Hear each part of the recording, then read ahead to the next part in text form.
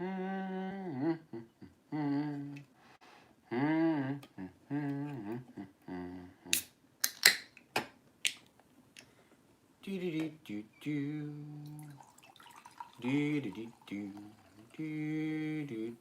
pour myself some water, don't mind me.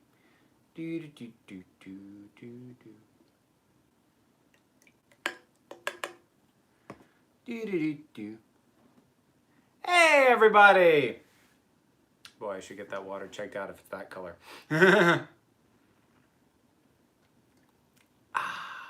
Refreshing. Hope everybody had a really great weekend. I had a very, very busy one, but busy in a great way. Yeah, Liz and I went to Terrificon this past weekend in Connecticut. It was at Mohegan Sun, which is a casino. I've never been at a casino resort before. Didn't set foot on the casino floor, but yeah, it was a really good trip. And I'm actually going to end up plugging the Patreon up front because, to be quite frank about it, if it wasn't for the Patreon and the level of support that I have through that, I would not have been able to do this. Just the tickets, the room, that was covered with Patreon support.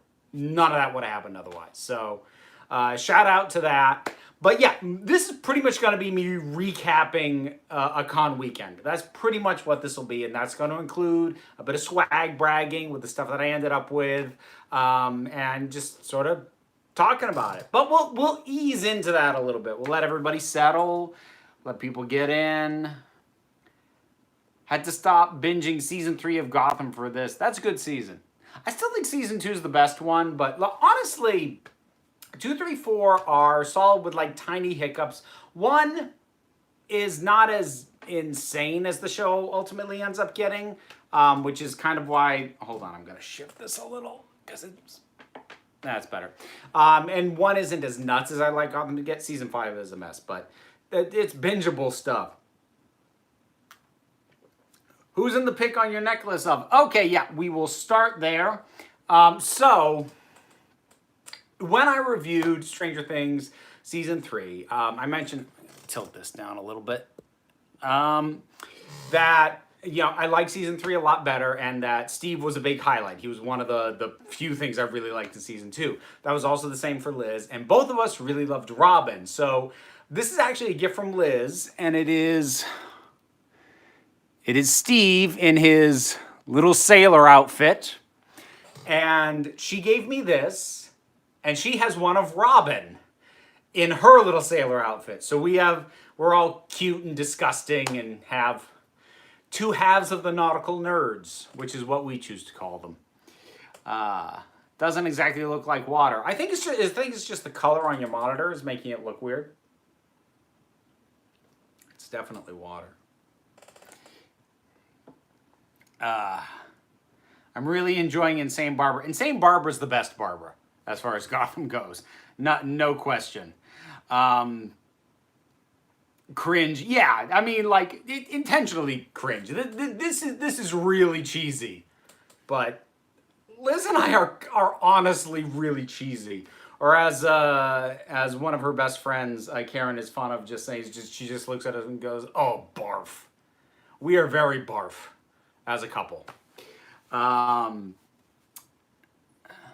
Steve and Robin was such an awesome duo. Oh yeah, they were great. Any plans for an Animation Junkie review of Infinity Train?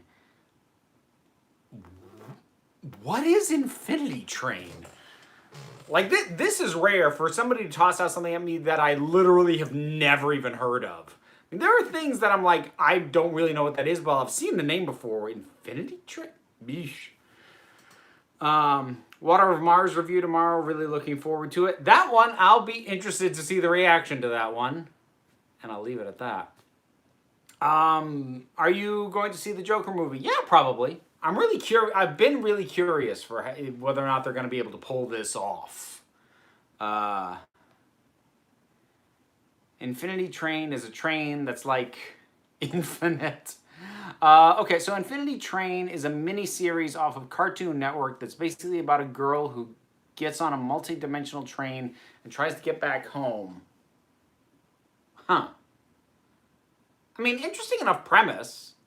I hadn't heard of it. So it's not exactly on my planned docket. Did you see the final trailer for Dark Crystal Age of Resistance? I saw one from about a week ago. If there was another one since then I haven't. Oh, thank you very much, Peter. I appreciate that. Off topic, sorry, but any views on Doctor Who events? Not entirely sure what you mean by that. Do you mean like when they did the screening of like End of Time in select theaters? Is that kind of what you're talking about? Or, yeah, Peter, I'm going to need you to clarify what it is you mean by that, because I'm not entirely sure I know.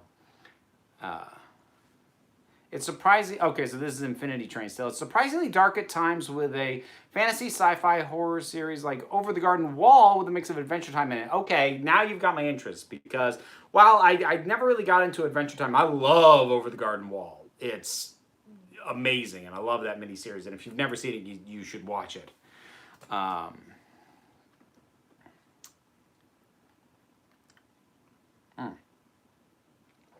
Let's see. I just started to watch The Boys. Will you be reviewing that? I need to add that to the list of drink questions, because that's been asked the last few times. I'm not gonna rule it out, but it's not my plan to like binge through it and get a review out, because I'm not a huge Garth Ennis fan, who wrote the original comic that it's based off of. So, you know. There's that. Oh, I guess I'll mention the other bit that I'm wearing that I actually bought at the con, which was these. So I have little sort of pixelated looking rainbow hearts, which are cute and fun. Sorry, Chaos in Cardiff. Chaos in Cardiff. All right, I'm not entirely sure what that is. All right, we're going to put this on pause for a second. I'm going to see if a quick Google search is going to clue me in to what is being asked of me here.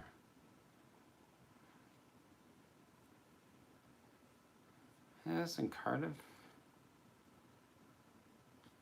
I'm getting information about a traffic jam. I'm very lost right now, Peter. Save me. You don't have, like, at this point, I'll keep an eye out for you. You don't have to hit me up with a super chat every time. I mean, if you want to, I won't stop you. But you don't have to hit me with a super chat every time, because I don't want you to think I'm trying to milk more out of you in order to answer your question. I want to answer your question. I'm just not, I'm not following. I'm very lost right now.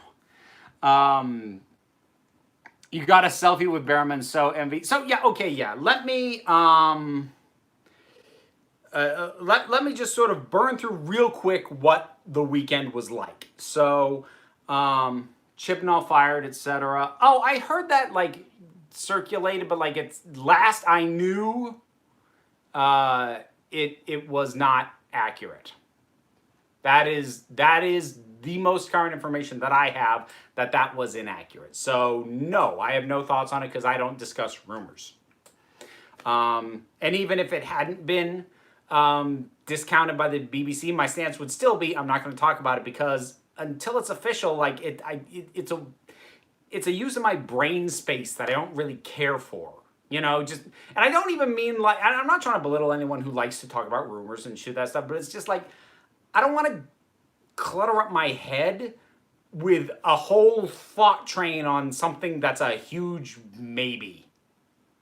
So I'm not really going to go there. But okay, anyway. So Terrificon, what the 3 days looked like. It was about a 4-hour drive from where I live down to Connecticut for this. So Liz and I got there. We actually drove in our initial cosplays. We did cosplay all 3 days, different cosplay each day for both of us. Day one, I was rocking my 13th Doctor. She was Supergirl. So we got there, checked into the hotel, and hit the con floor. First day, Friday, was, I mean, it was it was pretty big, but it was fairly subdued. And I really came to appreciate that the next days where it was very crowded.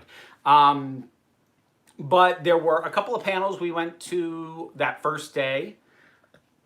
No, it was just one panel we went to that first day. We went to a diversity in cosplay panel, which had on it Sharon Rose, Spectra, and Night Mage, who are all cosplayers, and talked about what they do and their thoughts on cosplay, and the topic of like who can do what came up, and they had a really interesting perspective, especially when it comes to cosplay specifically, which is that if you love a character, you can cosplay that character. The one hard rule they set out is don't artificially darken your skin.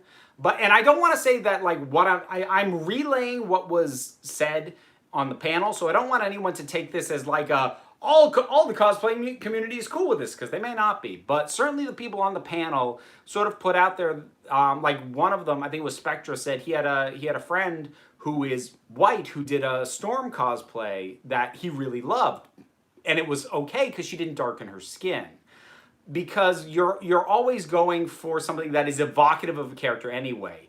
Most cosplayers, especially if you're doing it for fun, aren't going for complete page-to-screen accuracy. And even if you are with the costume, that doesn't mean that you have to do things like darken your skin, which people should not have to have explained to them why they shouldn't do that. But it was a really interesting talk and a conversation, and all three of them were great cosplayers. I saw them all 3 days. The day that we were there, Sharon Rose was in Captain Marvel, Spectra was doing Finn from Star Wars, and the first day, Night Mage was the Living Tribunal. His stuff was crazy. So he was the Living Tribunal, and then the second day he was Ultimate Universe MCU Nick Fury, but costumed like he was 90s David Hasselhoff version Nick Fury. And then the third day he did Batman animated series version of Two-Face, which was amazing. And I saw the other one I saw Spectra in was, I saw him do Frozone, and Sharon Rose also did a Beetlejuice, which was really good. I'm going to back up. Thank you very much, Tandems. Hey, would you review something more adult or keep strictly family friendly? Love you. I am perfectly willing to review adult stuff. I mean, some of the stuff that I had, like, I'm trying to think of like the most quote unquote adult thing ever. I mean, like, some of the stuff I reviewed is not for, like, I reviewed Annihilation. I consider that to be a very adult movie. So I certainly I would have no issues doing reviews of stuff intended for, not meant for young people at all. Most of what I talk about is family entertainment, but that's just because, that's just the target audience it's going for. Now that said, even if I talk about something that's more adult, I'm probably still going to talk about it and in a family-friendly way, and the actual video I make will still be a family-friendly video, but I can talk about, more mature themes, films, what have you, without having to have the actual video end up being not family-friendly as a result. Possibly. Depends on what the review is for. I don't want people to think that that's a challenge and like then somebody commissions me like a porn parody or something. I don't know. I might have cooked my own goose. Altered Carbon is not kid-friendly either. No, it is not. Stuff in the mug is a bit adult water. Haha. Did you hear that the showrunner of Game of Thrones got a deal with Netflix for 5 years? Any thoughts? Is that official or is that rumored? Because last I knew, the two showrunners were working on Star Wars, so that's new to me. Do you think Gotham Season 5 would have worked better if it was 21 episodes and the second half included The Killing Joke as a plot line? No to The Killing Joke. The Killing Joke is a product of its time and it needs to be left there. I'm done seeing anyone trying to adapt The Killing Joke at all, to be honest. Would it have been better if it was 21 episodes? Possibly, because it would have given that stuff room to breathe. But I still feel that even if Season 5 was longer, the story that they did was not the story to do for the final season.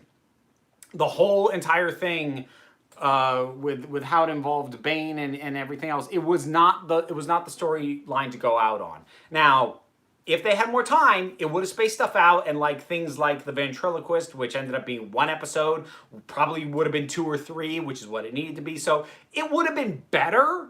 I still would have had a lot of my same complaints, though, I think, even if it had been a full 21 episode season. Oh, thank you, Meg, very much. What are your thoughts on Static Cling, Rocko's Modern Life special? I haven't watched it yet. Enough people have brought to my attention the LGBTQ plus representation angle of it. I don't know a lot of the details. I just know it's in there and that it is prominent enough that I do want to find the time to see it. Whether or not I'll make a video out of it after I have seen it, I don't know. Flip a coin on that at 50-50. Depends on what my thoughts are after I have seen the thing. But certainly after I've seen it, I'll definitely be willing to talk about it on the live stream, if nothing else. But as of right now, I don't know when I'll get to that. Right now, I am in the middle of rewatching Torchwood Children of Earth, which, oh God, it's been a long time since I saw it. And last time I saw it, I didn't have my own kid yet. So, yeah. That's a trial. It's like it's still good, and I'll have my full thoughts out when the review goes up. But man, I think I haven't seen Miracle Day yet, Jamie. I've been meaning to, but I heard enough mixed things about it. It's never been a priority, and I really do like Children of Earth. I think it's really well done. But I tell you, man, I think it is quite possibly the darkest thing ever made within the Doctor Who universe. Like, the only thing that would even come close to touching it would be maybe Turn Left, but I don't think it even comes close, just given that as dark as Turn Left get, it still ended pretty decently, and that's 1 episode. Children of Earth is 5. So, yeah. It's heavy. It's very heavy. And like in a Black Mirror way. In a way that like eats up your brain space and you're like, oh, why can't I stop thinking about this thing? I want to stop thinking about it. Not because it's bad, but because like I need to think about something. I need to think about rainbows and puppies and something else. Children of Earth, it hurts, but you can't stop watching it. Yeah. Thanks for starting the Harry Potter review so soon. Oh yeah, absolutely, Lucy. I'm excited to do them. I don't think I actually mentioned it in the review. I actually got commissioned to do these movies. And like a revisit to these was always something that I kind of figured in the back of my head I'd get to eventually, but I never had, a timeline planned.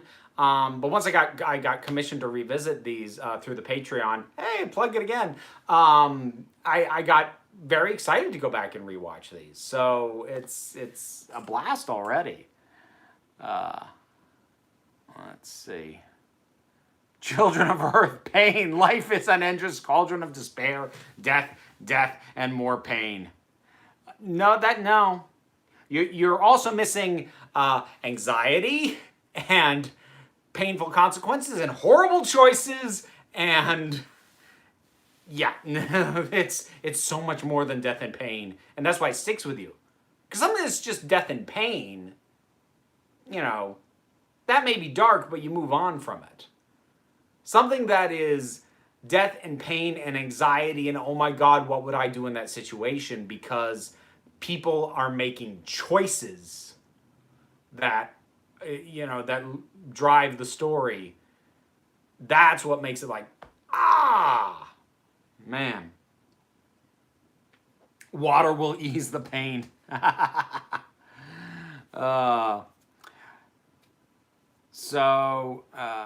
Can we talk about Barrowman? Okay, yes.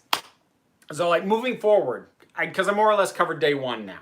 So day 2 at Terrificon, a couple things related to John Barrowman. Actually, let me backtrack. I had gotten tickets for, and there was supposed to be a cabaret that he was going to host on Friday night. I had tickets for that. That got canceled because his voice wasn't up to it. He hadn't like completely lost his voice, but he wasn't in you know, belting singing for an hour plus condition. So that got canceled, but he still appeared. And so on Saturday, he actually had like a whole photo op thing that I didn't do because like you needed to buy the tickets in advance to do that, and I missed the window. But I did catch him at a booth, and I got selfies with him. And on that, so that was day 2, and Liz and I went all Harry Potter for this one. So I had my Slytherin gear on, and she was done up like Luna Lovegood, complete with Spectre specs and the lion on her head. She got stopped a bit in that outfit. She was adorable in that. So I was in my Slytherin gear, and you know I'm paying to I'm waiting in line, and I'm paying his assistant to be able to get the selfies with him. Excuse me.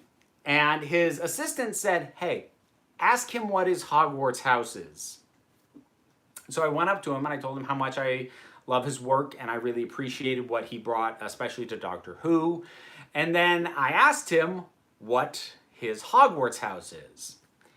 And what he said was that he has his own special house that is separate from all the others. The main room is kind of hidden near the Whomping Willow. And it's Gryffindor. He claims to have a crest, like a custom crest made for it. He didn't have anything like that on him, and I couldn't Google image search came up negative on me. But yes, Gryffindor, where all are welcome. That made me smile a lot. And so, sorry, hang on. I accidentally ran into David Gareth Lloyd in an elevator in convention. I almost cried. It was awesome. That's adorable. So then later that day, we went, Liz and I went to 2 panels that day. We went to a thing called Doctor Who 101, which was, I wasn't sure what it was going to be. It ended up ultimately being more for her benefit because it was kind of a quick and dirty rundown of sort of the history of the show. But it was a lot of stuff she didn't know, pretty much all of it I did. And then after that, John Barrowman, basically the host, like normally when you get a celebrity at a panel that is about them, you know, they're sitting behind a table, they got the mics, there's the facilitator sitting next to them, you know, prompting them with, you know, questions to lead them down a certain path. No, they cleared off the stage and just handed John Barrowman a mic and let him go. And he stepped up, initially in the Captain Jack overcoat, which he then shed to reveal, and people may have seen pictures of these, his Swarovski crystal completely blinged up TARDIS dress. And these Swarovski crystal laden high heels. And he did a little spin and a twirl, and he just rocked the stage for, I don't even know how long. I think they actually let him go long. It was like an hour and a half. And he just shared stories, you know, sort of warming up, you know, just talking about like one of the airline flights to one of the recent cons he'd been to, or things like that. But then he would start taking questions, and every question would basically launch him into whatever next story he was going to tell. So, you know, he would get a question about working on Arrow, and he would tell about how he liked to mess with Stephen Amell. And he got a question about making out with James Marsters for Torchwood Series 2. And he got to share a story about about shooting that scene. And it was just wonderful. I actually, this is embarrassing. So, I got to ask him what he selected me to get to ask my question. And what I asked him is what were, because I know he really loves musical theater, what were some roles in musical theater that he hasn't done yet that he would really like to? And I only remember bits and pieces of his answer because I was standing there going, oh my God, he's looking and talking directly at me. Don't look like an idiot. So, like, I didn't register probably about half of what he said in response to that, which is a little embarrassing. I've kissed James Marsters. He's a good kisser. Really, tandems? I'm envious and curious. But yeah, that was a lot of, like, my cheeks hurt. I laughed so much, and like he's very cheeky. So like one of the first things he said, because he saw how young some of the people in the crowd were, it's like, oh, you look like you're about 12. Where are your parents? If they brought you here, it's their own fault because I'm not effing censoring myself, and he didn't. It was very, very funny. Don't look like an idiot. Grins and nods the whole time. Yeah. That was pretty much it. Do you look to watch things because actors from Doctor Who are in them? I try and watch all of Matt Smith's stuff. I don't really. I like had a brief phase of that kind of thing, like when I was in college. So like after Lord of the Rings came out, I was like really attentive to anything the main cast in that series did.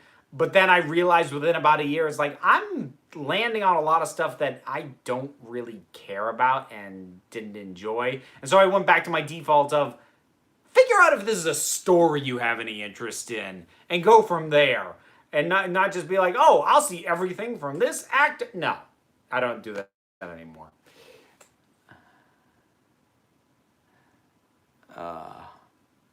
So yeah, John Barrowman was that was a good time. That was a lot of fun.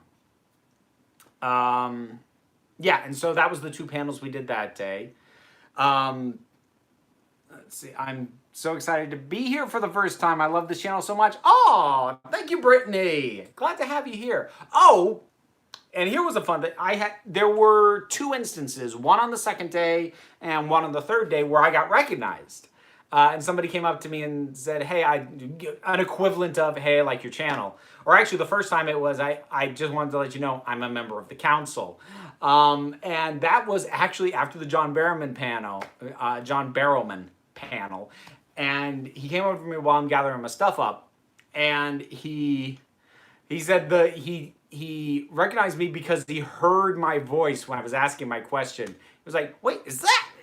So that was cool. And then just on the floor last day, I got recognized by somebody else. So that was pretty cool.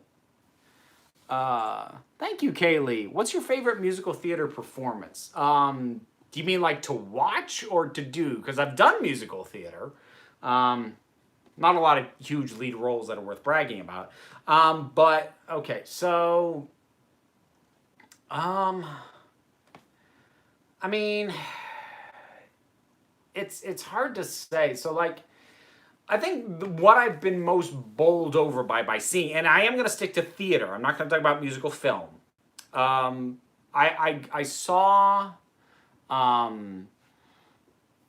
Wicked on Broadway, and the woman who was playing Elphaba, because it wasn't a big name. It was nobody big. Because oh God, Idina Menzel had moved on from the part by then. I don't know what her name was, but she was actually an understudy, which was something that my daughter's mother and I, because we were still together then, we sort of noted, because during the curtain call she had the hugest grin on her face, like she could not believe she got to do it in front of an audience, and she was phenomenal. She was great. I mean, I like that show anyway, but it does really kind of live or die on the performance of Elphaba, and she was amazing. I also got to see Hairspray on Broadway, and George Wendt, Norm from Cheers, played Edna, the mother, the one played by John Travolta in the musical film version. That was really good too. I looked like an idiot in front of Anthony Stewart Head when I met him. Oh my God. I think most of us probably look like idiots when we meet these people. This is the first time I've ever watched a live video while it's live. Well, welcome. Thanks for telling your stories. You look beautiful today. Oh, thank you very much.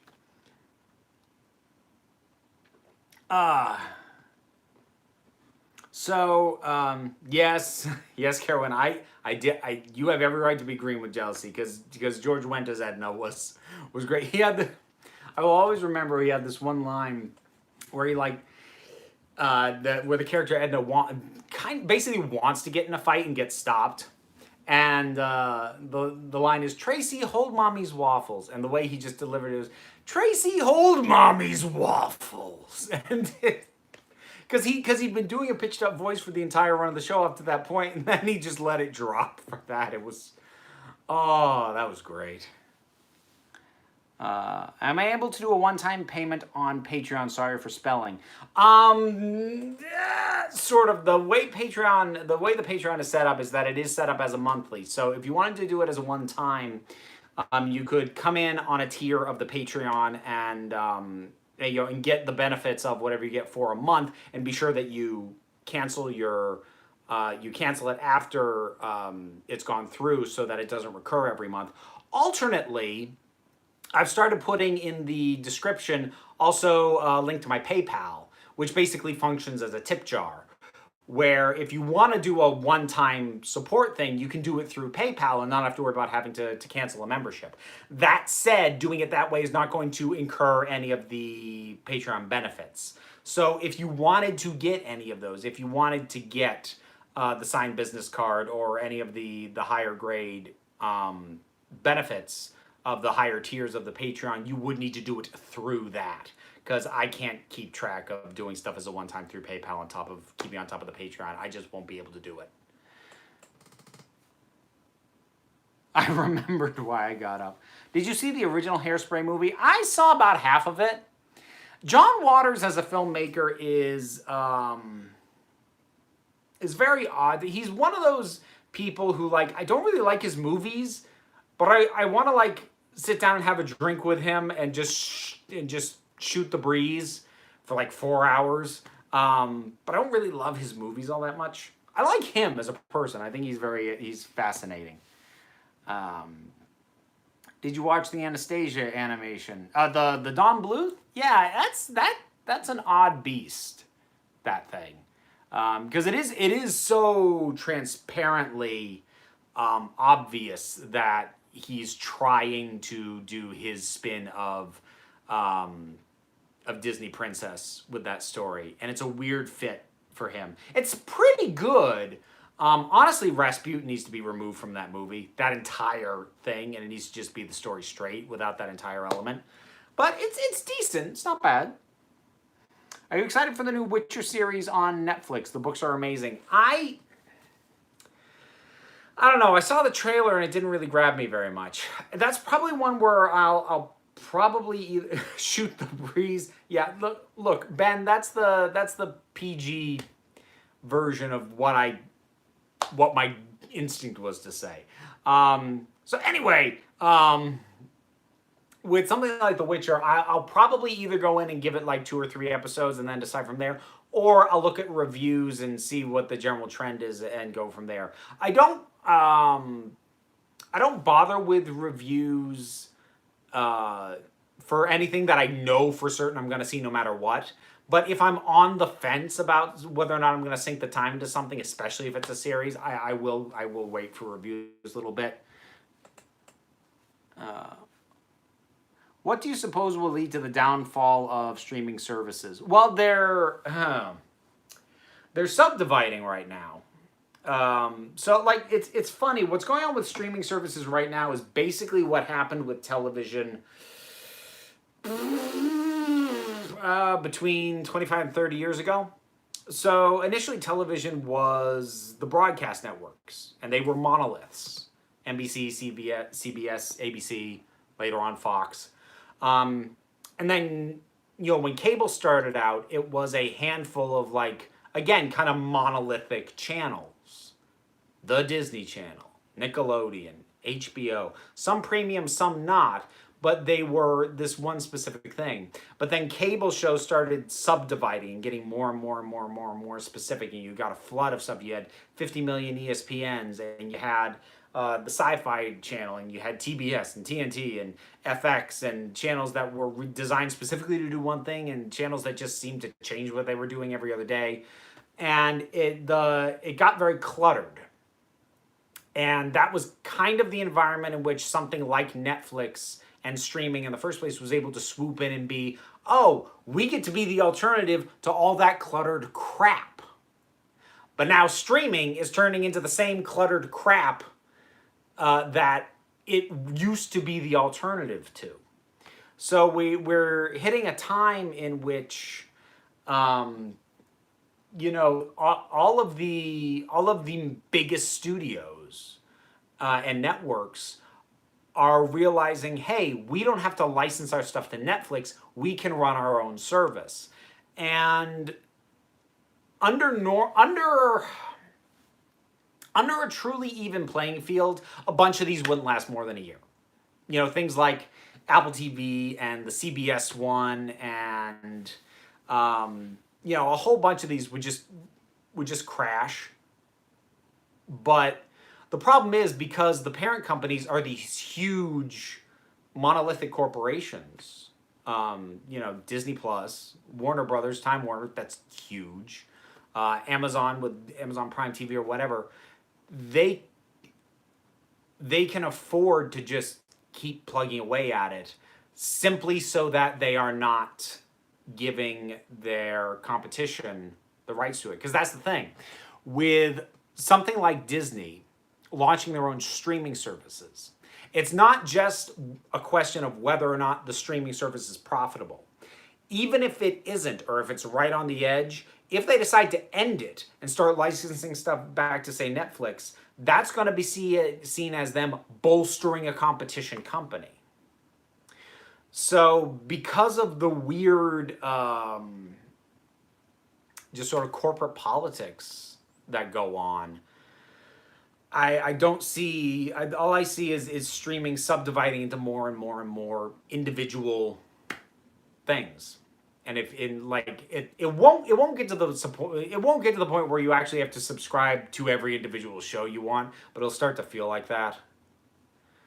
So yeah, I'm not thrilled with where things are headed streaming service wise.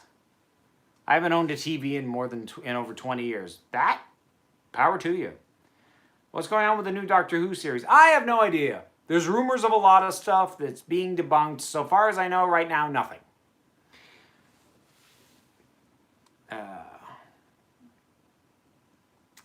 Why did you stop using the TARDIS green screen and the TARDIS sweater for your Doctor Who videos? Well, the reason I stopped using the sweater was I got other gear to wear.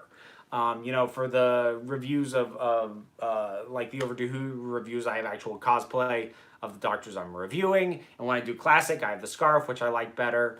I still have that sweater. I didn't get rid of it. I got rid of the green screen because it was a huge pain in my ass. Between where it's set up not having a particularly great acoustics, and it being a pain in the butt to work with, and I mean, I should at least give a trial on the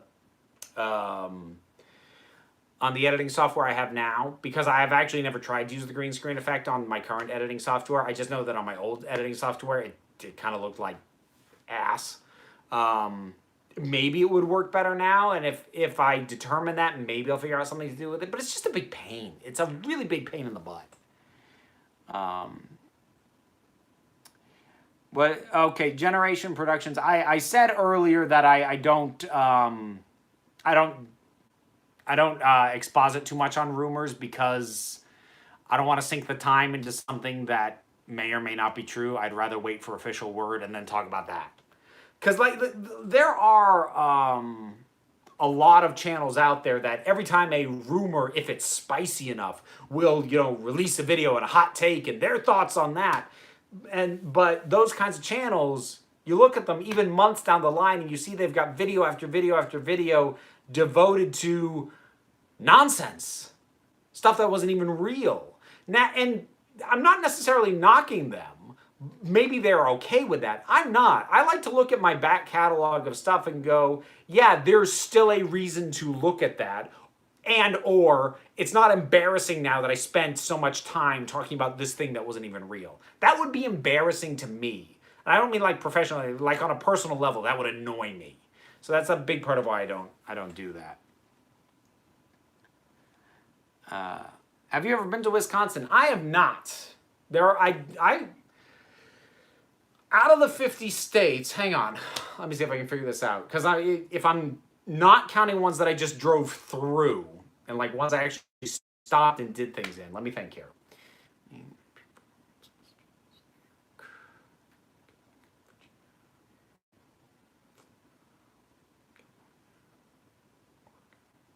15, I think. No, 16. 16 states I've been to and done something in. Oh, no, 17. There we go. So, like, not a high percentage. There's a lot of states I have never been to. A lot of major cities I've never been to as well. Are you planning on going to the Netherlands? No. It's not on my docket. Can you name them in alphabetical order? No.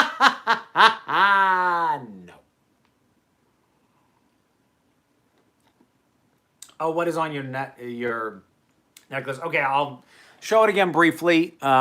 It's Steve from season 3 of Stranger Things. I mentioned that earlier. You're from Vermont, right? Are you totally sick of fish? I'm actually not sick of fish. I'm just sick of people not from Vermont asking me in some way about fish. Because I just don't care. I never have. What mic do you use? For videos, I use a... oh, it's downstairs right now. It's a video mic from Rode, I think is how you pronounce it. I actually, when I first started, I spent more money on the mic than I did on the camera. I mean, the camera I have now, not what I'm using right now. Right now I'm using my phone. But the camera I shoot video on now, you know, I got earlier this year and spent a bit on. But the initial camera I started this channel with, I spent more money on the mic than I did the camera. Because I knew, I learned, I was in an independent film that never got released when I was in New York. And I remember going to the cast screening, and I couldn't make out about half the dialogue because he did a bunch of location shooting, and you know, it was low budget with mediocre mics. And I don't know if he ever had the money to go in and do ADR and dubbing. I was never brought in to do it, if he ever did. And again, I doubt it. The thing never got a release. But that sort of taught me immediately, like, people are going to be way more forgiving if they know you're working with not a lot of money. People are going to be way more forgiving of mediocre video than they will be of mediocre audio. Because if people can't hear what's going on, it doesn't matter how good it looks. So even though this is a visual medium, I actually think if you're going to get into something like YouTube or even short film or whatever, it's more important to have really good audio equipment than it is to have really good video equipment. There's a new animated series coming to Amazon Prime next month. It's called Undone, and its creators are some of the producers of BoJack Horseman. See, I still haven't seen BoJack Horseman. I'm not eager to get that depressed. I gotta say that your videos on LGBT topics are always really great. And some of them are really nice for me to hear as a person from that community. Thank you, Kristen. That's always great to hear. I'm really proud of those videos. I always am. Favorite Doctor Who episode to watch for fun or comfort? Okay. If we're doing fun,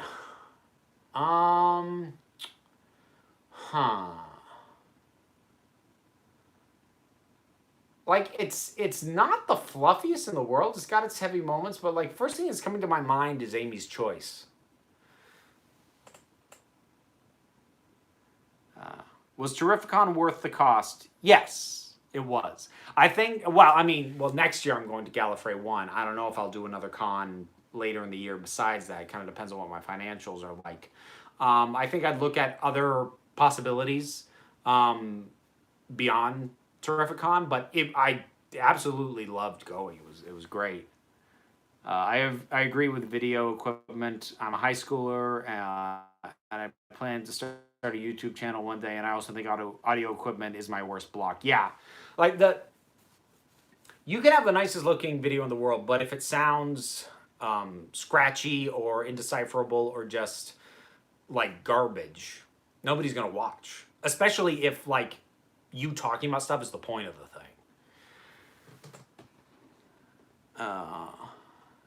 Is it fair to say that a bad but fun story is better than a well-written and performed but boring story?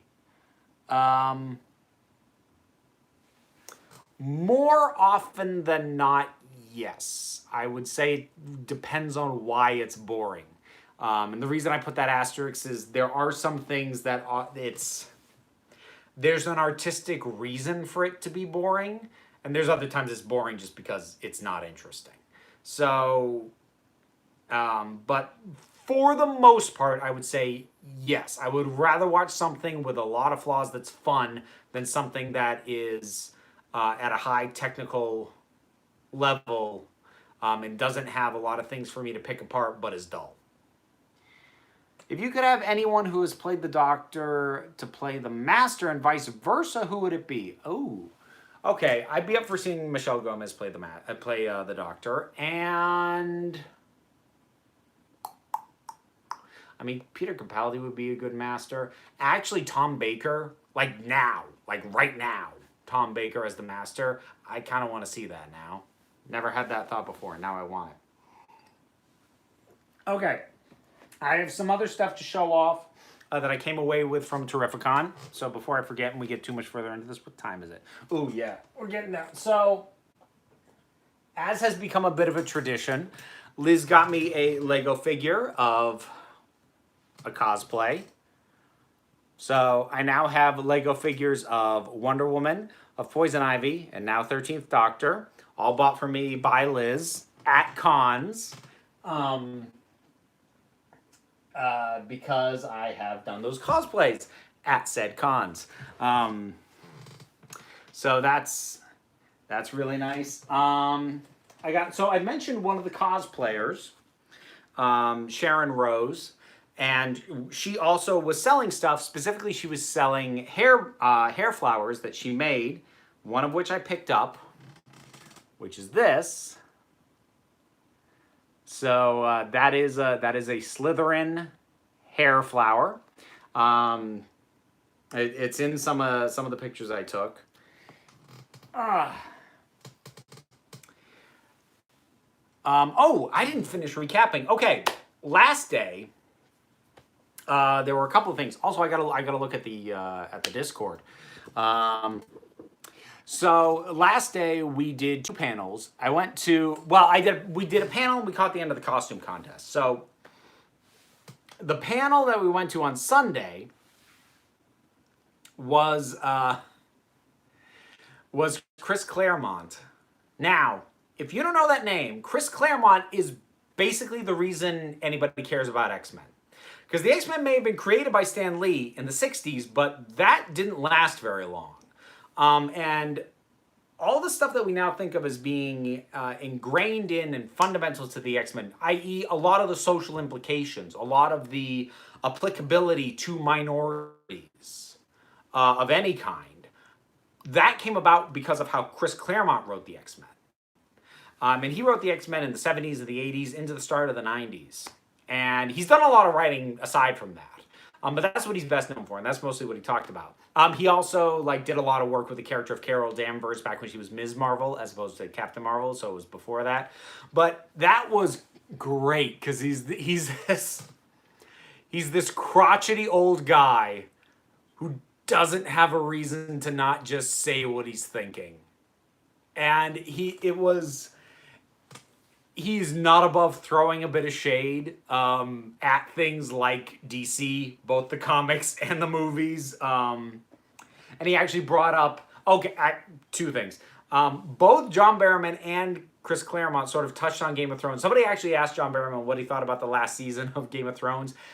When he spoke with his words, he was fairly diplomatic. However, before he spoke with his words, he just threw up his middle finger. So I think that was his more uncensored thoughts on it. Chris Claremont actually said some very nice things about it, but restricted specifically to characters like Arya and Sansa because he felt that the journey those characters went through was not dissimilar to how he tried to handle when he wrote the X-Men.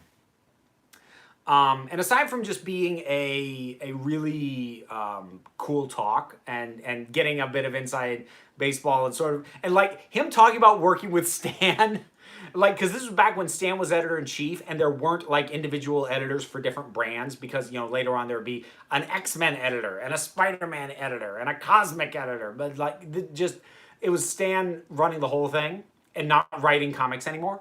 And what Chris Claremont said was Stan Lee had 3 rules. There were 3 things that he wanted from you. Have the story you wrote be good, have it be delivered on time, and don't be a pain in his ass. And as long as you did 2 out of those 3, you'd keep your job. Ideally, you'd do all 3, but if you did any 2, you would continue to work there, which was very cool. What would be the worst multi-doctor story in terms of which 3 doctors would literally not get along and spend the whole story arguing? Oh boy, who would be nonstop arguing?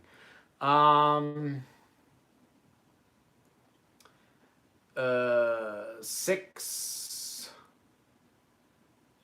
8, and 12. They'd be at each other's throats. There's a film from 1999 called American Movie. It was filmed in my home state of Wisconsin. James Rolfe has stated multiple times that it's one of his favorite movies of all time. Is that the documentary that you're talking about there, Connor? Because I haven't seen it, but if that's what it is, I've heard about it. But yeah, Chris Claremont was a lot of fun, and actually one of the things that I really loved was and that was a more traditional one, with, you know, the table and somebody kind of prompting him with questions to keep the conversation going. And the guy kept asking about, you know, the injections of the social issues into X-Men, and he kept. It was like he was trying to get Chris Claremont to say, oh yeah, I went in intentionally wanting to write about that sort of thing. And Chris Claremont just didn't bite. He just went, no. And what came out of what he said was that he never said outright what I'm about to say, but what he said very much pointed to this, and I'm going to use some of his exact words, which was that he never went in with the intention of addressing social issues. But because of these characters and their very nature of their powers and the fact that people were afraid of them and like a whole bunch of them weren't even American, were technically illegal aliens, as long as he wrote those characters honestly and were true to the characters and honored them and the journeys they were going through and what would worry and concern them, then that stuff just happened. He didn't have to go out of his way to inject social issues into it. Just treating the characters honestly meant that the social issues just came up. I thought that was amazing. I thought that was a really cool sort of bit of insight. And the most common thing that he said by far, talking about writing for X-Men, was it was fun. I had fun. We did it because it was fun. And yeah, I really liked him a lot. Okay, got a few other things to show. Ooh. All right, this was on the last day I bought this. And this is not comics related, but for what it is, it was so cheap that I'm like, I would feel very dumb if I didn't get this. This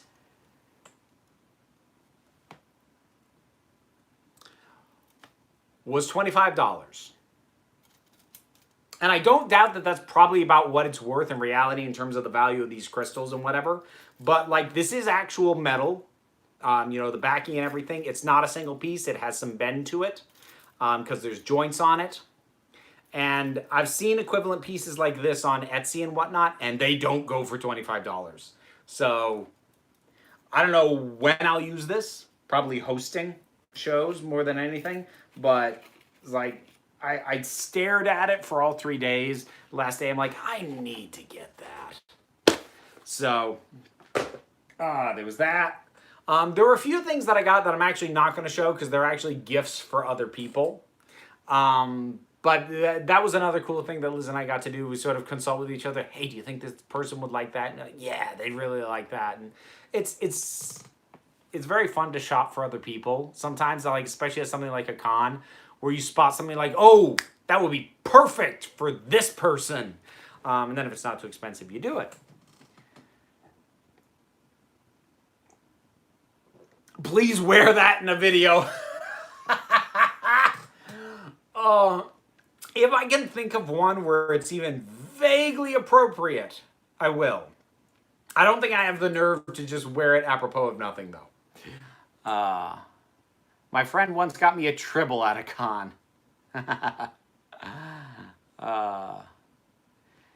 Is it just the water, or did the jewelry glow when you held it up?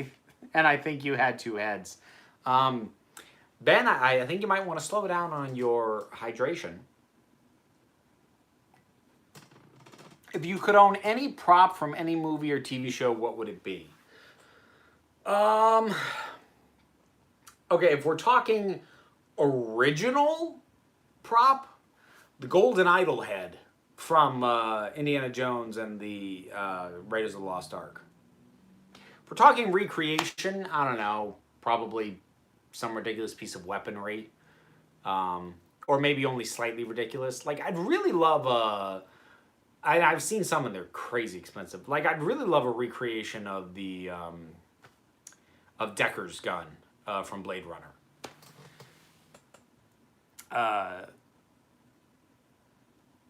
Do you think the Cybermen would have worked better in the Series 1 finale? Also, if there's anything you change about that finale, what would it be?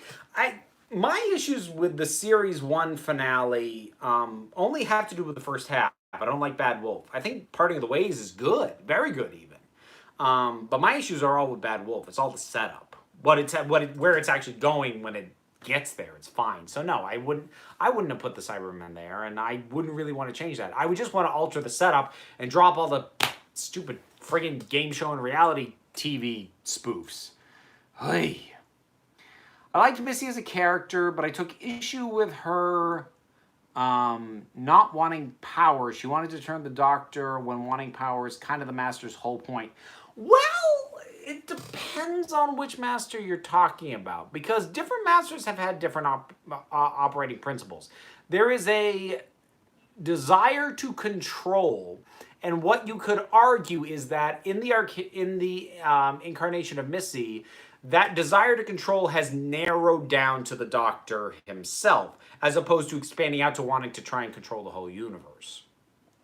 Because that is the Master, that, at its core, is the Master's gig. Wanting to have control. Whether that be over other species, whether it be over the entire universe, whether it be over the fact that he should be dead, that he's, that's the whole point of the Crispy Master, is that he should have died. He should be gone, but he is desperately holding on because he will not let go of that control. And so I can buy Missy focusing that need to control and narrowing that to just targeting the Doctor. So for me, that works. I do get what you're saying, but that's how I kind of square that circle. It's worth mentioning that Scarface is coming to 4K on October. I've never seen Scarface. I don't know. I've seen bits and pieces and I know enough about it, but that's one of the ones I have not seen it. Who's your favorite Harry Potter Death Eater? What is a favorite Death Eater? I don't know. I suppose Lucius by default because not Oscar Isaacs. Oh God, Jason Isaacs. But that's a weird question to me for some reason. Are you in favor or opposed to the retcon in Day of the Doctor? Which one? I'm assuming you mean the fact that Gallifrey didn't actually fall. I'm okay with it, or at least I was last time I saw the thing. I haven't seen it in a while. We'll see when I get up to the rewatch if my feelings have changed. My issue with that, well, no, it wasn't even really an issue because the sort of the way I was okay with it. Where my issue would have been is the idea that I liked Gallifrey being gone. And the idea of it kind of being saved was kind of like, but then it was like it was saved, but it was lost. So instead of being blown up, it's somewhere, but the Doctor can't find it, and he's still alone. And I was okay with that. That was a shift I was okay with. I do think that Moffat resolved that too quickly, because I think the Doctor should have just been searching for Gallifrey for indefinitely, as far as I'm concerned. So, like, what came after, I have more issues with. Day of the Doctor, I'm okay with that. Thoughts on the story of the Sea Devils? Sea Devils is great. That. I think Sea Devils is the best story to get to watch Roger Delgado's master do his thing. He's good in other episodes as well, but sometimes he's good in episodes that aren't great. Like, I know I'm an exception here. I really don't like the Claws of Access all that much, but he's really good in his scenes in it. Sea Devils is the one I recommend because not only is he good, but the story overall is good as well. What are your favorite Pertwee stories, and can you give a brief mini review of them? Oh, jeez. I mean, my favorite Sea Devils, which I just said. The other one that I really like with Pertwee is Time Warrior. I've still got a lot of gaps with my Pertwee, including major ones. Like I still haven't seen Green Death, just because that one's really long. So I've still got some major ones to hit that I haven't yet.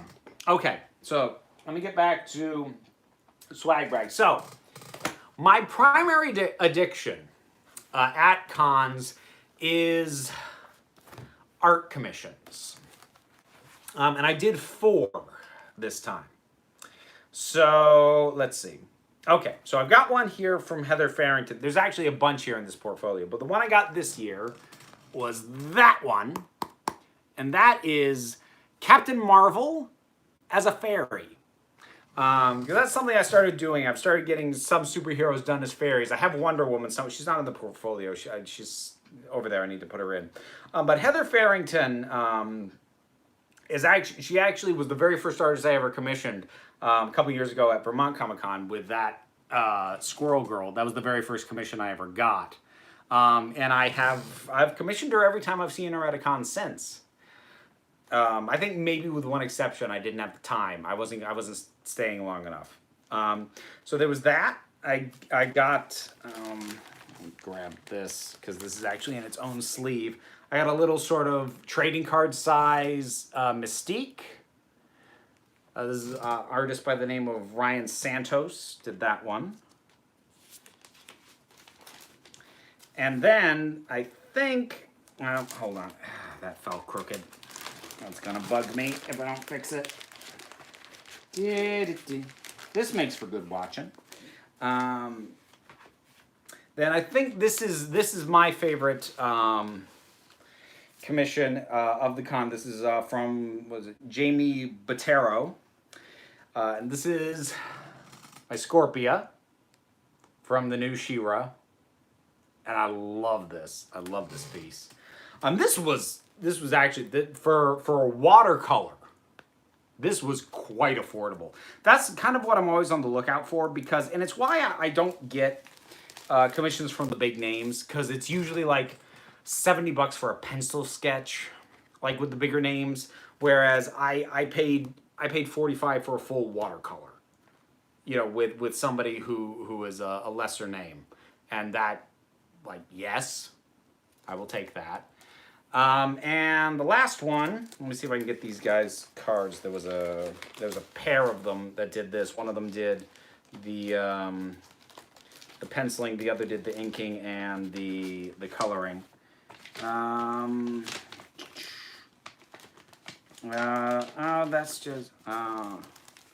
That's just for their Twitch stream. So I'm not entirely sure what their actual names are. But apparently this is their Twitch stream for the guys, for the piece I'm about to show you.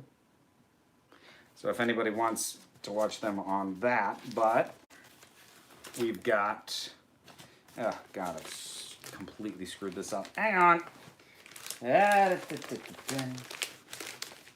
So what we've got for the last one, we have Dark Willow from Buffy. I was quite happy with that one too. I'm happy with all these. I've yet to be unhappy with the commissioned piece, and it's one of the reasons I keep doing it. And like, I almost never buy prints. I think I bought a print once, and that was the very first. No, that was the second con I ever went to. I bought a print because I really did like it, but like, theoretically anybody could buy the prints.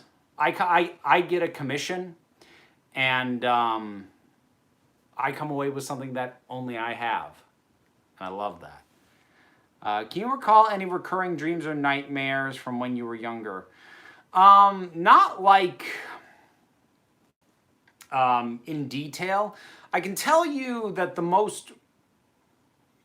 recurring things that would happen in nightmare feels like an overstatement, but like dreams I didn't enjoy would be things like trying to run and feeling like my legs were stuck in mud, or throwing a punch at somebody and having it land and feeling like I hit with the force of a marshmallow. Like, that's something that would happen to me a lot in dreams when I was younger. Still does on occasion, though, not as much. Those were big recurring sort of things for me. Who would win the fight between Hades and Maleficent? Oh, that's a good question. I suppose it depends on the who has the home field advantage, whether we are on the earthly plane or the underworld. Welcome back. Just joined. Welcome, Donna. Looks like you had a blast at the convention. Loved your Darth cosplay so much. Yeah, so that's the other thing I hadn't mentioned. Last day at the con. Hold on. I think we've got... All right. I'm keeping an eye out on the chat. I think somebody who's trolled me before is back under a different name. Just keeping an eye on it. Oh. So last day of the con, as far as cosplay goes, I got my Sith gear out, and I did, what Darth Snow is what I call the character. It's my third time doing that one. In the third makeup variant, I've done the makeup different all 3 times I've done that. And Liz did Lieutenant Connix from The Last Jedi, which is the character that Carrie Fisher's daughter played. So that's always something very sweet. Oh yeah, hang on, I gotta boom. There we go. Sorry, I've got a repeat troll who like shows up with the same things over and over, and I don't know why they think it's cute, because it's literally the exact same trolling scheme every single time. Like, you can't even think of something new? I don't know.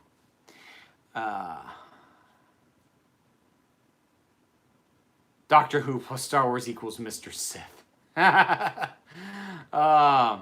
So we've run over a little bit. I need to hop over to the Discord because I haven't looked at those yet. I need to do that. So, okay. So over on the Discord, I had the question: what were your favorite cosplays that you saw? There were a lot of very cool cosplays. There were a lot of Deadpools. There were a number of what I've come to think of as the Lebowski Thors. The Thor from Endgame. There were a couple of those. There was a Mary Marvel that I really liked. There was a Gwenpool. Excuse me. There was a Serpentor from G.I. Joe, which is the show I never watched, but I recognize the character, and the fabrication work on the armor was incredible. There was a Vampirella that I am shocked they let her walk the the con floor wearing as little as she did. But I think like the one that bowled me over was the one that ultimately won the costume contest, which was the last thing we saw before we did the drive back up north. So there was a young woman. I don't know how old she was because I didn't see her. You couldn't see her inside this thing.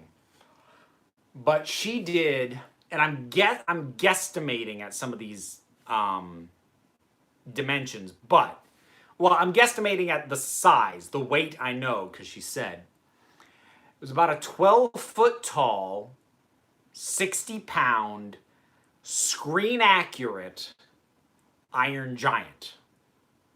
And it moved. She could walk. She could move the arms. The eyes were lit up. It was insane. And she won the costume contest, which she deserved to, hands down. It was preposterous, that thing. And like they asked her how long it took, and the funny thing was to hear her answers, they had to hand this mic sort of up and into the chest cavity so she could hold it. And she said it took her 500 hours, and I believe it. It was crazy, this thing. So I'm going to kind of burn through the Discord questions. Did John Barrowman sing? I mentioned that. Sadly, he didn't. His voice wasn't up to it. Is John Barrowman as lovely in real life as he is on screen? Yes, he is. How did your cosplays go over? Did they work out well for a whole day's wear? Yes, in all three cases. And actually, I feel really bad. Liz's feet hurt after that first day because there was a slight heel in her boots doing Supergirl. None of my costumes had heels. That was deliberate. When I'm going to be on a floor all day long, I'm not going to do it in heels. So yeah, it was quite comfortable. Would you say that the way you talk in YouTube videos is the same way you talk in real life? Yeah, pretty much. That's, the only difference is I swear more day to day than I do in YouTube. That's about it. What is your favorite Doctor Who cosplay or go-to Doctor Who cosplay? For me personally, I still really like 13's outfit. It's comfortable, it's colorful, I love the coat. For something that I saw, there was like this little group that did a number of Doctor Who cosplays when I was there. First day, and I actually got a picture with him doing the 12th Doctor while I was the 13th. We got a picture together. That was cool. And then the next day, he did Davros, like very accurate, and in the chair and it moved. He could drive the chair around. And he had a Dalek with him. And I saw the Dalek parallel park, like it came in for the Doctor Who panel, and it was like to get up near the wall. That was funny. Well, I'm just gonna burn through these real quick so I can be in a position to wrap things up. Who was your favorite interaction at the convention?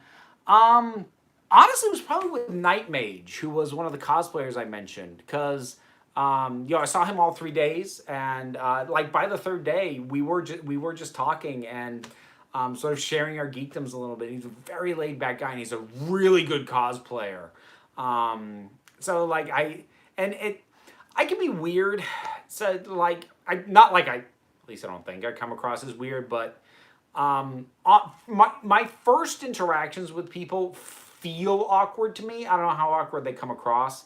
But like second, third times I run into somebody, then I've settled into a comfort area, hopefully. And I very much did with Night Mage.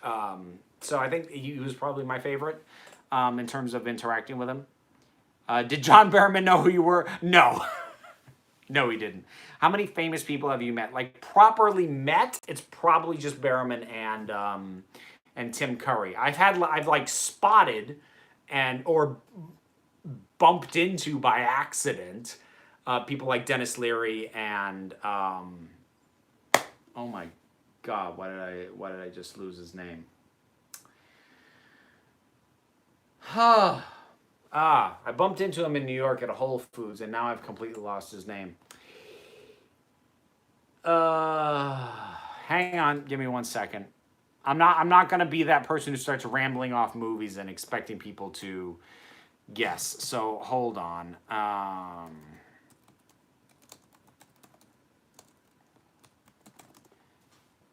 This is embarrassing. Billy Connolly. There we go. Literally bumped into Billy Connolly at a Whole Foods. Wasn't entirely sure it was him until I heard him talk and I heard the accent. All right. You met Tim Curry. Yeah, I met Tim Curry at Boston Comic-Con about a year ago now, which was great. Could a lightsaber block a Harry Potter charm? Depends on the charm, because some charms actually seem to shoot out bolts of stuff. I'm pretty sure a lightsaber could block that, but some of them just have an effect on things, like to make it levitate or to knock it back. And a lightsaber might not do anything about that. So it depends on what the charm is. I recommend you watch the 1960s edition of World Enough in Time. It's bad lighting, camera quality, audio. The cliffhangers are like 60s Who too. It's so cool and even more creepy. I'm not entirely sure what you're talking about there, Jay. Excuse me. I'm going to Boston Comic-Con in a few days. Boston is pretty cool. Sorry. Hang on. Got to deal with somebody here. I don't know why they feel the need to do this, but you know what? I'm not going to talk about it. I'm not going to give them the platform. Boston is nice. I went to Boston as my second con that I ever went to. And I enjoyed it. I actually didn't plan to go back because it's a little too big for my taste. Because when things get to a certain size, it's just overwhelming a bit. But I went back a second time specifically to get to meet Tim Curry, and it was worth it, 100%. That was an amazing experience.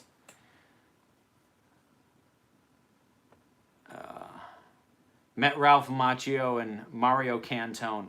I know that name, but why can't I place it?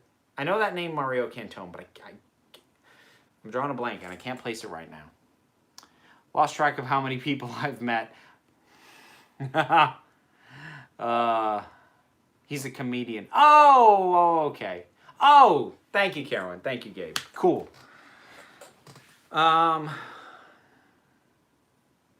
I think I'm actually going to wrap up soon. I'm trying to think if there was anything else I wanted to mention from the con.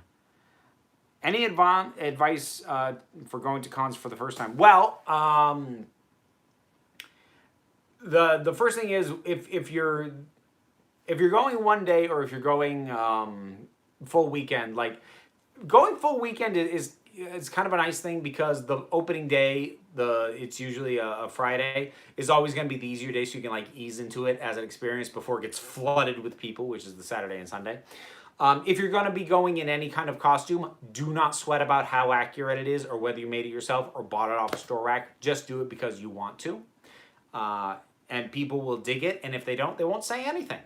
That's like it's a very positive vibe in a con, so no one's going to disparage you. So if you had part of you's like, I don't know if I want to cosplay, yes you do. If you're even wondering that, the answer is yes you do. If you're going multiple days, don't spend money on day one. Unless it's like a scenario where you're like flipping through comics in a long box or something and you come across like a 1 in a million, oh my God, I can't believe they have this situation. Don't spend your money on day one. Spend your first day walking around, get a sense of everything, get a sense of the booths, the artists, all the stuff that's available to you, sleep on it, come back, start spending money the next day. Because if you start really going with your initial shopping instincts, you are going to spend way more than you intended to, which you might end up doing anyways, but it's what I do to try and combat that a little bit.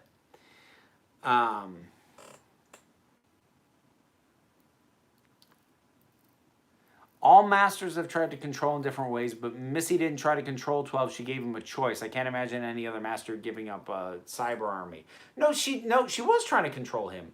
The reason she gave him that choice is because she was certain she knew what he would do in that situation. If she didn't think she knew what he was going to do, she would not have given him that choice. Now, she still had an escape plan if things went south, because what kind of evil genius doesn't have an escape plan? But no, she was still absolutely trying to control him.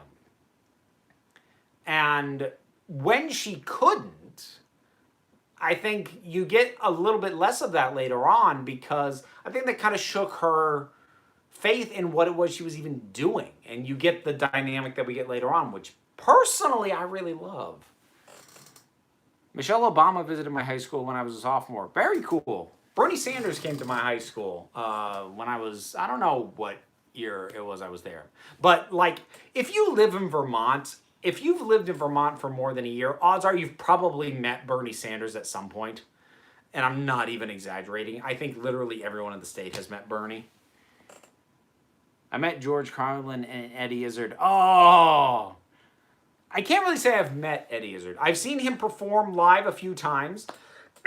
And he answered a question I had at a Q&A. But I haven't like gotten to go up and go, hey, nice to meet you. My name's... You know, I haven't done any of that. H.R. Giger. Oh, man, that must have been something. Although I'm not a fan of Missy, I would agree with you about the controlling yet friendship type Missy and Capaldi has. This is extremely obvious in the Sea Devils, too. Yeah, it's kind of along the same lines.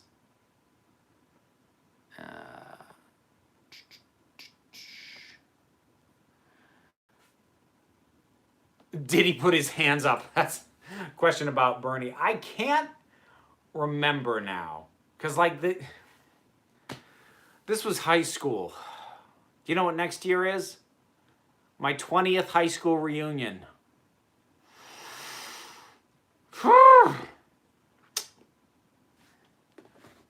Crap, I'm out of water.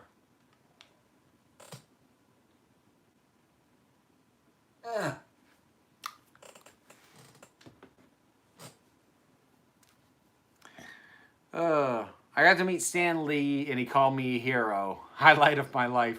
Like, here's the one other Stan Lee story that, and I really do need to wrap it up soon. But here's the one other Stan Lee tidbit I will give you from the Chris Claremont panel.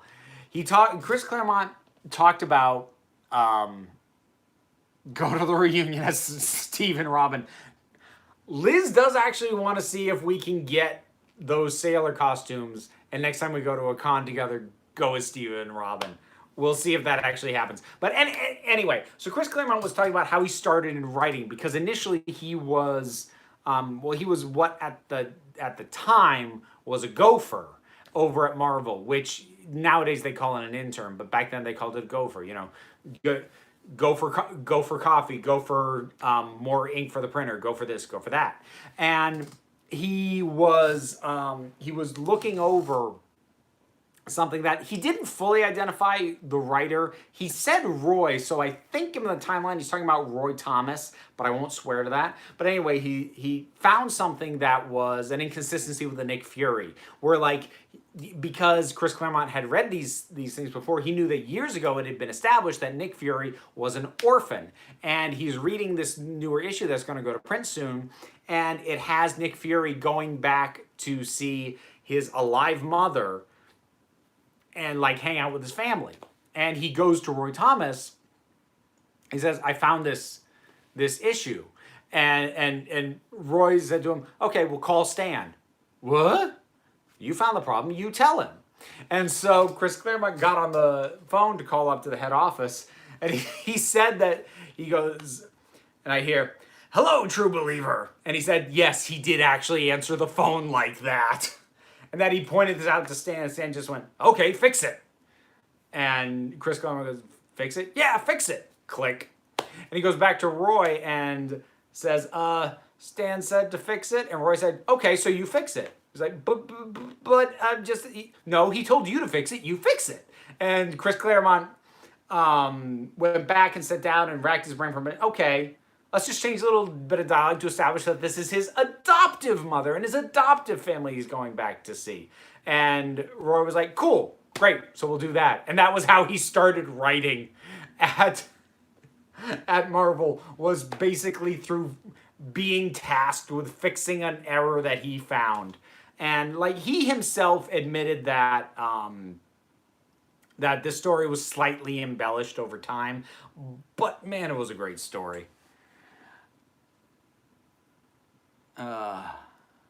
Stanley died on my birthday. Oh, that's a bummer. Favorite Doctor Who guest star? Ooh, jeez. I mean, are we allowed to count Tom Baker as a guest star? Because I'm so, like, his one scene as the curator is, oh, still love it. How many Daleks would it take to defeat Thanos? It wouldn't, well, it depends. Does he have the Infinity Gauntlet or not? Because if he does, it doesn't matter how many, because they wouldn't. Thoughts on explosive new Who regenerations? Please stop. Like, why? Why is the TARDIS blowing up with regenerations? I've really come to hate that. Like, it's stupid and pointless, and I don't get it. We would defeat Thanos with only one Dalek. Nicely done. How many Daleks would it take to screw in a light bulb? I don't know. How many would it take to stack to reach the ceiling? Are you doing the review for Legion Season 3? Has it started yet? Did I miss that? I'm juggling so much stuff. I am losing track of things. Call that a maybe. I mean, I'm definitely going to watch it. But the thing is that when I did reviews of it previously, they were not particularly well viewed. And like I try not to have what I think the clicks are going to be determine what I do or don't do. But you know, when it's something that's like going to be a commitment, because like if I start reviewing a show, I'm going to want to keep reviewing it. And so like that's a commitment to cover a whole thing. Like maybe I'll do a season overview at the end, but even that it's kind of iffy, because like I've committed myself to only doing 4 videos a week, and so you know, with something like that, I'm bumping other stuff to do like a video on something like Legion, and if I feel very strongly that it's gonna barely crack 1,000 views if I'm lucky, I'm like, do I really want to sink a ton of time into that? Because it's like, it's disheartening sometimes. Sometimes what you spend the most time on doesn't get a lot of doesn't get a lot of views, doesn't get a lot of traction. That Cowboy Bebop review took me forever. Not a lot of traction on it. So, you know, I'll probably watch it. But reviews, unlikely. Would you do anything with Ian from Passion of the Nerd? If he asked, absolutely. I'm not sure I have anything to propose to him. Because in terms of like things like Buffy and Angel, I mean, he's just covering it at a more in-depth level than I ever have. So, I don't know. I feel like he'd be slumming it coming on my channel to talk about stuff like that. And I mean, like, I'd be game. I like what he does a lot. I'd be absolutely game for it. But, I mean, I don't know. Nathaniel is the troll slayer of Council of Geeks. I do my best. Have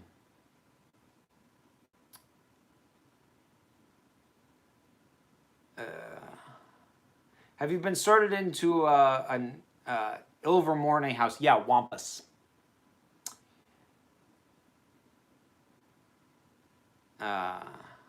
I get what you mean about Missy. Maybe I just prefer Masters having ambition that goes beyond the Doctor because I'm a little tired of New Who making him the most important thing ever. I get that, and generally speaking, I agree, except that given the obsessive nature of the Master, I don't have a problem with the Doctor being the most important thing to the Master. I do have a problem with the Doctor being the most important thing, like, in the universe ever, so we're on the same page there. Would you be interested in seeing Lost Classic episodes remade using the guy from Twice Upon a Time and other lookalike actors? No. No, I would not. Because for most of the Lost episodes, we do have audio recordings, and I would much rather they do the animated recreations. Like, are there any stories that we don't even have that for?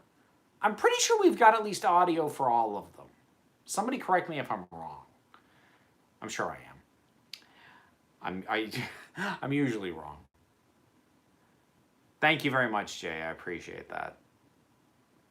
I'd love to see She-Ra characters in Hogwarts houses. I don't know if that'll be a video, but that is a conversation that Liz and I have had. The thing is that the She-Ra characters, they fit very cleanly for the most part.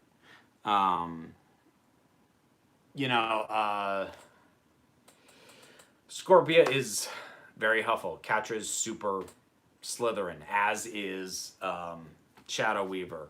And Trapta is incredibly Ravenclaw. Actually, the one that we came to, I actually think Glimmer's a bit of a Slytherin. Bo kind of wavers between Ravenclaw and Hufflepuff. Adora's a Gryffindor. There aren't a ton of curveballs in She-Ra. And I think that's kind of the nature of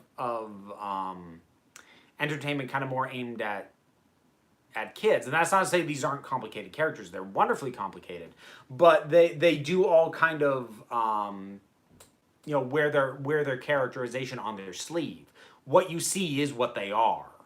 And that doesn't make them uncomplicated, but it does kind of make them unlayered in terms of you have to peel something back to get to the real character underneath.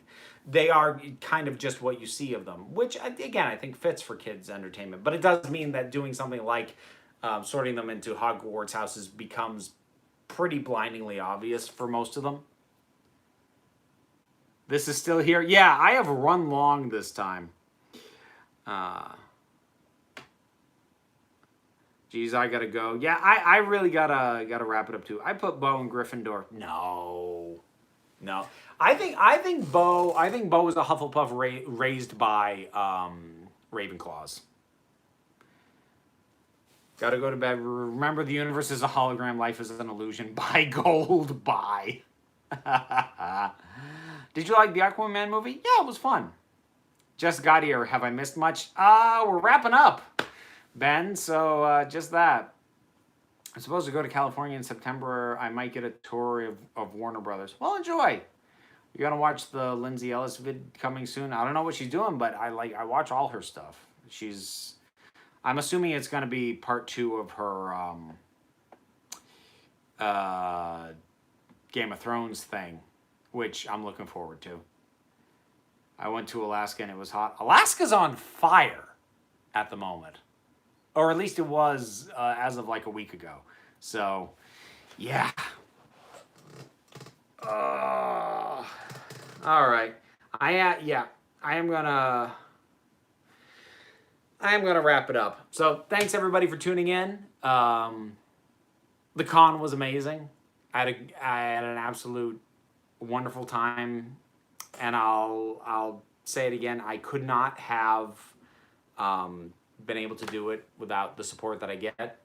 And like I cited the Patreon specifically because that's obviously the most cleanly quantified, but like all the support, the views, the comments, the super chats, which are always appreciated. Recommending the show to other people. If this channel and all its ancillary stuff, the Patreon and everything else, wasn't the size that it is, I wouldn't have been able to go to this con, and I wouldn't be going to Gallifrey 1 in February. But I get to do these things because you folks are awesome. And we're going to wrap it up there. So I want you all to remember, you're beautiful, You are valid. You are loved. You are the council. I'm just running the meetings and showing off swag from cons every now and again. Have a good night.